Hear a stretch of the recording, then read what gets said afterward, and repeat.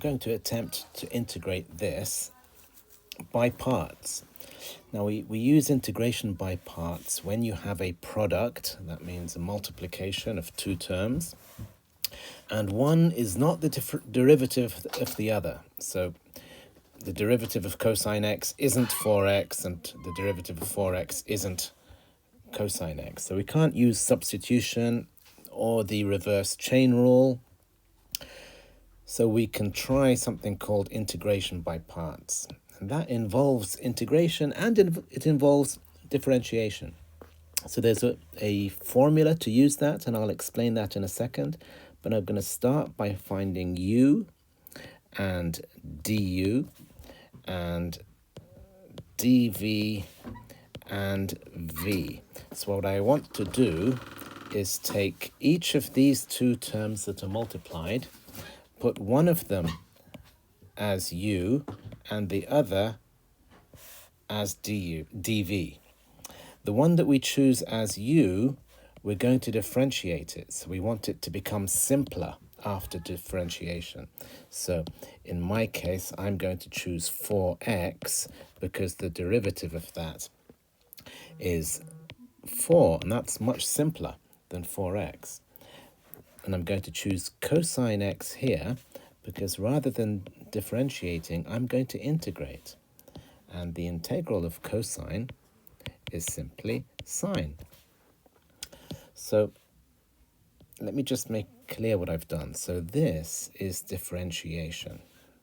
So that was d by dx. So I differentiated the 4x. But the one at the bottom, this was integration. Here I found the integral of cosine dx to get sine.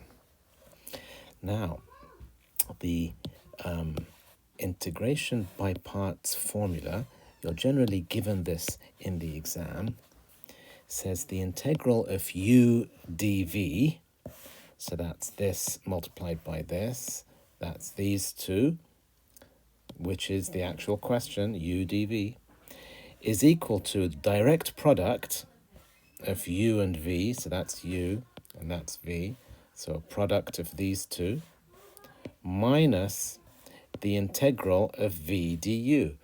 So it's the product of these two. So the integral of u dv equals uv minus the integral of v du. So you're given this formula in the exam, but a convenient way to do that is to draw a big capital N. And now let's write out what we have. We have the integral of 4x cosine x dx, that's our question, equals uv, so that's 4x times sine x minus the integral of v du. So that's 4 sine x dx. Now it looks like we've taken our integration and made it much larger. It is longer, but it is now simpler because we don't need to integrate this, and this is a simpler integration because we don't have the product. And the integration of cosine is negative sine. So I can simply write that out as it is. The integration of 4 sine x is negative 4 cosine x. And we add a constant. And then that negative operates on the negative, and we end up with the same expression as before, but without the brackets. So that's how you would integrate an expression that involves a product.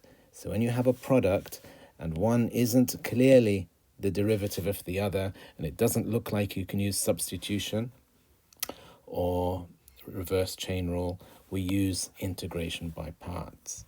So you're going to have to choose u and dv. You choose u to be something that simplifies after differentiation, and you choose dv something that you're able to integrate. If you can't integrate it, then don't choose it as dv. We then put that into the formula, and then there's always one more integration, or at least one more integration to do, and that should give you your final answer. So here we have our final answer.